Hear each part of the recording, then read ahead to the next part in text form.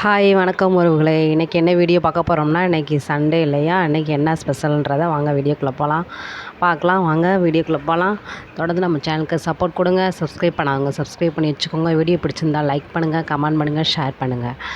இன்றைக்கி காலையிலே எங்கள் வீட்டில் மீன் வாங்கினோம். மீனும் மட்டன் கறியும் வாங்கினோம். காலையில் இட்லிக்கு எலும்பு குழம்பு வச்சு சாப்பிட்டாச்சு. இட்லிக்கு எலும்பு குழம்பு செம்ம டேஸ்ட்டாக இருக்கும், வச்சு சாப்பிட்டோம். சரி மதியம் பசங்க பிரியாணி கேட்டாங்க. நாளைக்கு பெரிய பையனுக்கு பர்த்டேவா, அதனால் நாளைக்கு அவன் ஸ்கூல் போயிடுவான், எதுவும் பண்ண முடியாது இல்லையா.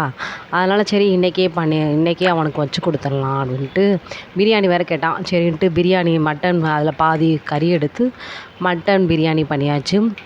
ஃபிஷ்ஷு ஒரு 5 அவங்களுக்கு மட்டும்தான் வாங்கினோம், பசங்களுக்கு மட்டும். மட்டன் நாங்கள் சாப்பிட்டனால ஃபிஷ்ஷு வேணான்னு சொல்லிவிட்டேன் நான். அதனால் பசங்களுக்காக 4 ஃபிஷ்ஷு மட்டும் நல்லா முழுசாக அவங்க கேட்ட மாதிரியே முழுசாக ஃப்ரை பண்ணால் பசங்களுக்கு ரொம்ப பிடிக்கும், நல்லா சாப்பிடுவாங்க. அந்த மாதிரி பண்ணியிருக்கேன். அப்புறம் தயிர் வெங்காயம், மாதுளம்பழம். தயிர் வெங்காயத்தில் மாதுளம்பழம் போட்டால் எனக்கு ரொம்ப பிடிக்கும்.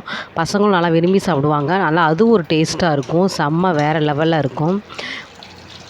அதனால் தயிர் வெங்காயம் வச்சாச்சு. இன்றைக்கி எங்கள் வீட்டில் தயிர் வெங்காயம், மட்டன் பிரியாணி, ஃபிஷ் ஃப்ரை, அவ்வளோதான். ஓகே, உங்கள் வீட்டில் என்ன சமையல்ன்றதை கமெண்டில் சொல்லுங்கள். பிரியாணி இன்றைக்கி செம்மையாக இருந்துச்சு, வேறு லெவல். இன்றைக்கி இந்த பாத்திரத்தில் தான் வச்சேன் நான் குக்கர்லலாம் வைக்க மாட்டேன், இந்த பாத்திரத்தில் தான் வச்சேன். மீன் ஒவ்வொன்றா போட்டு பொரித்து எடுத்து நல்லா உடையவே இல்லை, சூப்பராக வந்துருந்துச்சு மீன். மீனுமே இன்றைக்கி நல்லா ஃப்ரெஷ்ஷாக கிடச்சிச்சு மீன் மார்க்கெட்டில். சரி ஓகே, பாய். நெக்ஸ்ட் விளாக்கில் பார்க்கலாம்.